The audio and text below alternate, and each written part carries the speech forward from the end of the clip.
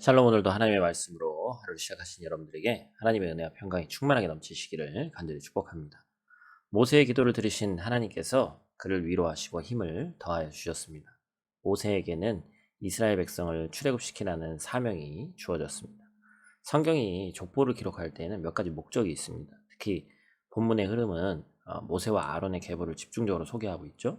이것은 단순히 하나님께서 이스라엘 백성을 불쌍히 여기사 구원하시려 함을 뛰어넘어서 그들의 조상에게 하신 언약이 이제 이루어지고 있음을 보여줍니다. 결국 이것은 모세와 아론의 하나님께서 선택하신 그 권위를 나타내주고 있는 것이죠. 족보는 과거와 현재의 연속성과 세대를 통한 완성을 보여주는 겁니다. 하나님의 은혜는 창조에서부터 구원 역사를 시작한 이후로 늘 변함없이 이어져 왔고 지금도 그 은혜의 역사가 함께 하고 있는 것이죠.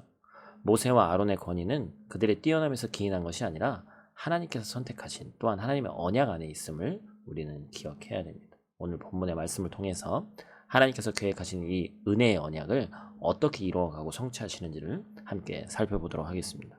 첫 번째로 우리가 기억해야 될 것은 하나님께서 세우신 사람을 통해 위대한 구원의 이야기를 성취하신다라는 것입니다. 하나님의 명령을 받은 자는 모세와 아론이었습니다. 바로에게 이스라엘 자손을 애굽에서 내보내라고 말한 사람도 모세와 아론이었다고 오늘 본문은 분명히 얘기하고 있죠. 이스라엘 백성의 고통을 분명히 보셨고 부르짖음을 들으셨고 그 근심을 아신 하나님께서는 모세를 부르시고 사명을 맡겨주셨습니다. 그리고 모세의 연약한 부분을 채우시기 위해서 아론에게 이 사명을 함께 맡기셨습니다. 그래서 아론과 모세라고 26절에서는 표현했는데 27절은 소명의 순서에 따라서 모세와 아론이라고 바꿨죠.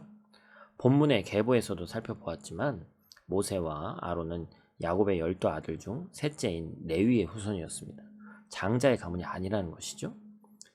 아버지가 죽으면 그 가문을 다스리는 권한도 장자의 권한이었습니다. 이스라엘의 통치자가 날 것이라는 복의 선언을 받은 유다나 큰 축복을 받은 요셉에 비해서 레위는 야곱으로부터 흩어질 것이라는 저주를 받았던 인물이에요. 그런데 하나님께서는 그 레위의 아들 중에서 또한 둘째인 고핫의 후손인 모세와 아론을 출애굽 여정의 이스라엘의 지도자로 세우십니다. 구원을 이루시는 분은 하나님이시지만 하나님께서는 또한 사람을 통해서 일하신다라는 것이죠. 그리고 하나님께서는 출생 가문이나 개인의 어떤 능력으로 사람을 차별하여 대하지 않으신다라는 것입니다. 그래서 인간은 스스로 지도자가 되려 하지 말고 하나님의 역사를 따라가는 제자가 되어야 한다라는 것입니다. 겸손히 하나님의 뜻을 묻는 가운데 나아가야 합니다. 출애굽의 여정은 인간적인 힘이 아니라 하나님의 강력한 힘으로 이루어졌습니다. 인간의 어떤 설득이나 작업은 모두 실패했습니다. 그런 실패를 딛고 하나님께서는 강력한 힘으로 이스라엘 백성을 애굽으로부터 끄집어내셨어요.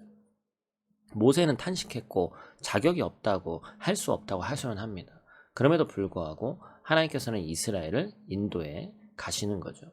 모세의 역할은 바로를 설득하는 것이 아니라 그저 하나님의 말씀을 담대하게 선포하는 것이었습니다. 그렇게 하나님께서 맡기신 사명을 다한다면 그 일을 이루어 가시는 분이 하나님이라는 사실을 잊지 마시기를 축복합니다. 두 번째로 우리가 기억해야 될 것은 우리는 하나님께서 주신 능력을 가진 자들이다라는 것입니다. 그런데 문제는 이스라엘 백성이 이것을 받아들이지 않고 원망하기만 하는 거예요. 그들은 출애굽의 과정 가운데 어려움이 생길 때마다 원망하고 불평합니다.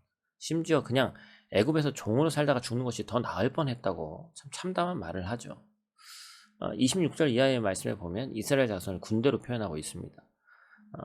이스라엘 민족이 아직 애굽에서 노예 생활을 하고 있지만 장차 출애굽 이후에 가나안을 향해 나아가는 하나님의 구원 계획 가운데 이미 그들은 군대라는 거죠.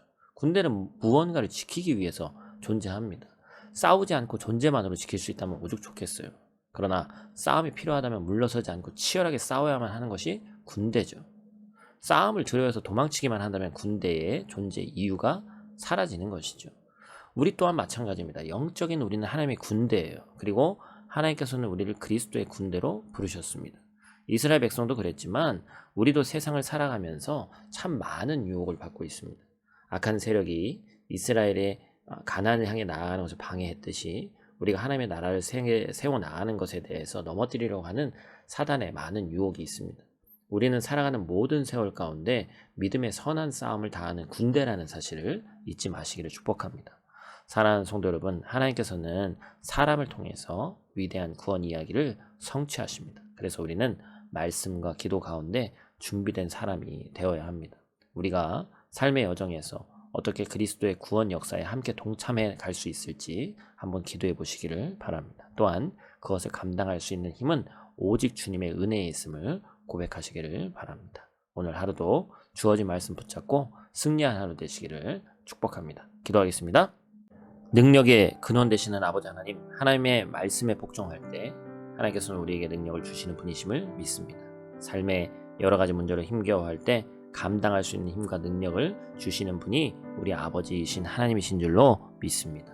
현실은 눈물 나도록 어려울지라도 우리는 하나님의 부르심을 받은 하나님의 군대라는 사실을 결코 잊지 않게 하시고 이 세상 가운데 하나님의 능력을 가진 주님의 사람으로 살아가기에 부족함이 없는 우리 성도들 될 수 있도록 하나님 도와주시옵소서. 오늘 하루도 눈동자와 같이 지키시길 원하며 우리의 구원자 되신 예수님 귀하신 이름으로 기도드립니다. 아멘.